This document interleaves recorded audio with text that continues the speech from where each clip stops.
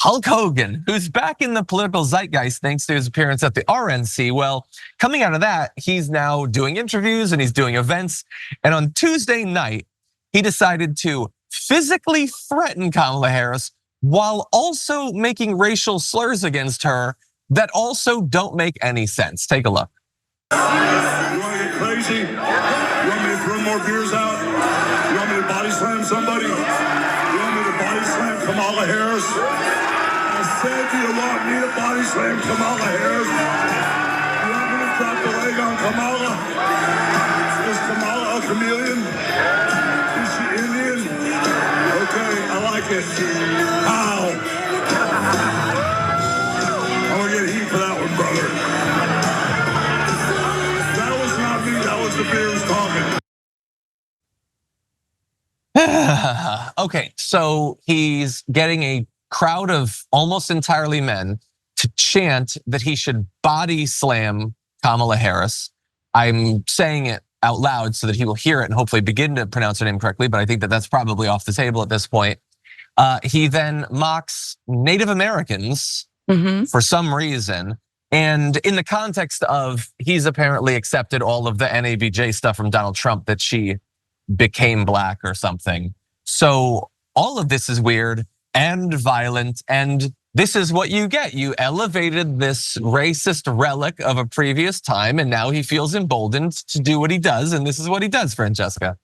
Yeah, no, just like, even he was like, I'm gonna get heat for that. It's like, yeah, not really for anything other than the fact that it's the year 2024. All right, like if you don't know how to be minimally respectful to people like of South Asian descent, like who are you? Like you don't pretend like you've never met an Indian American. Like shut up, right? He knows that.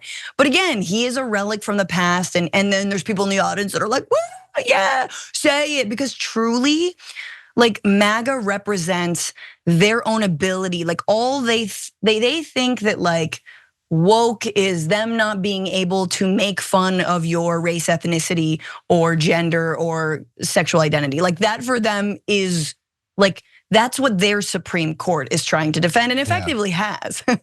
But I mean, it's just sad, John. Like you see the other side and they are absolutely weird. I know you covered Mike Lindell and Matt Walsh going on undercover, looking weird as hell, accosting children. Just we didn't yet, but that is going on, yes. Yeah, like you're just like the other side in the face of so much excitement, some policy proposals. Like I heard a whisper of maybe Trump's gonna introduce his own like economic plan that is more than just we need to get rid of travel size Tic Tacs.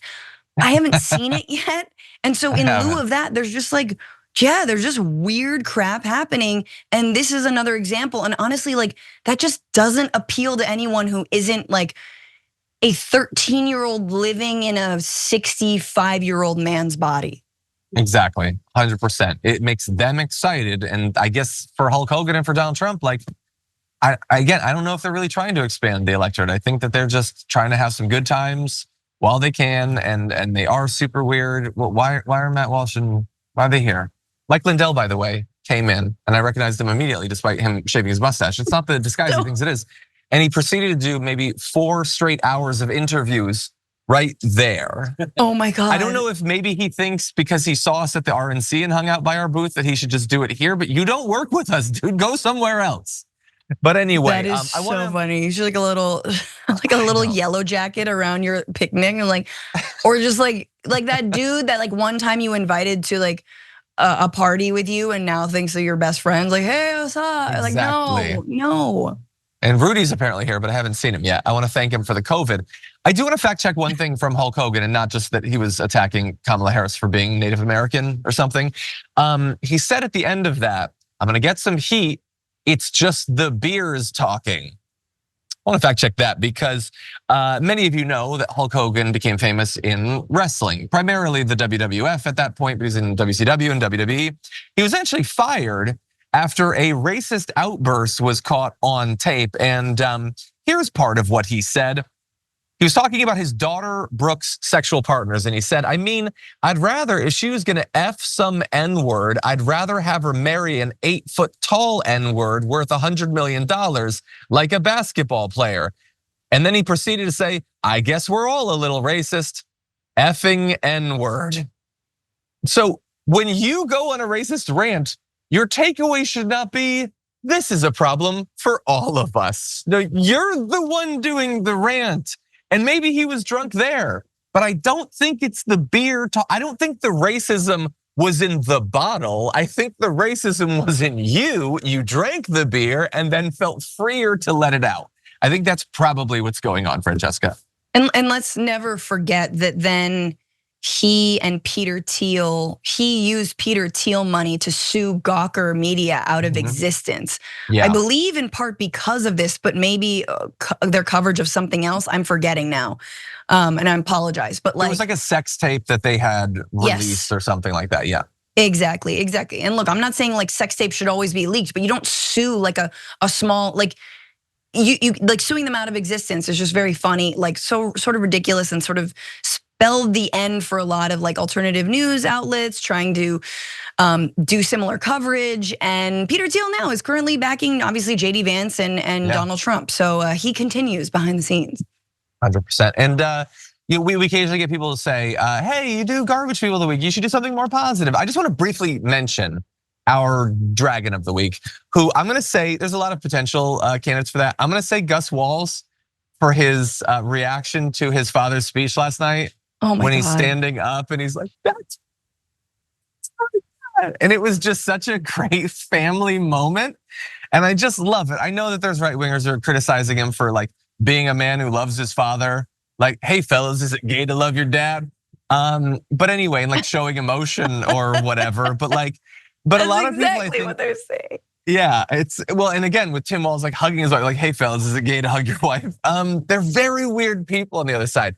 But like, it's just, you cannot do that and not have it reflect a lot about the relationship you have of being proud and feeling a connection. And I don't want to take it negative, but can you imagine one of the Trump boys honestly doing that? Like Eric be like, that's my dad. No, never. It wouldn't happen because they don't have that sort of relationship. No, they live in fear of their father. And the only time I remember Eric Trump crying, and I truly have this clip on my desktop, was when during the inauguration of Joe Biden, and he was just like, oh my.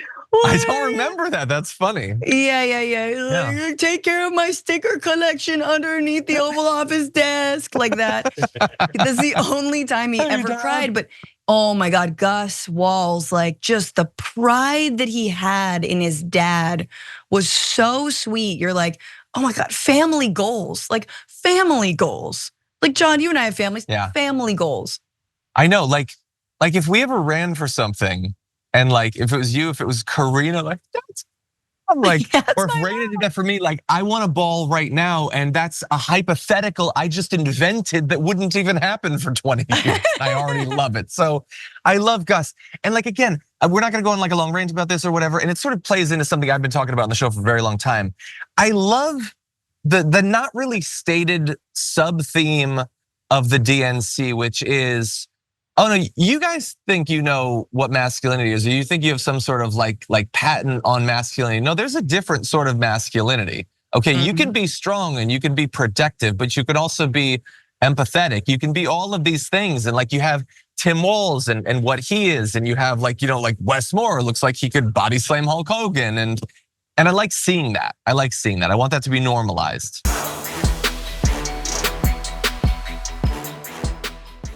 When you click the join button and become a tier 2 member, you get access to all of our weekly top 10 lists. What are you waiting for?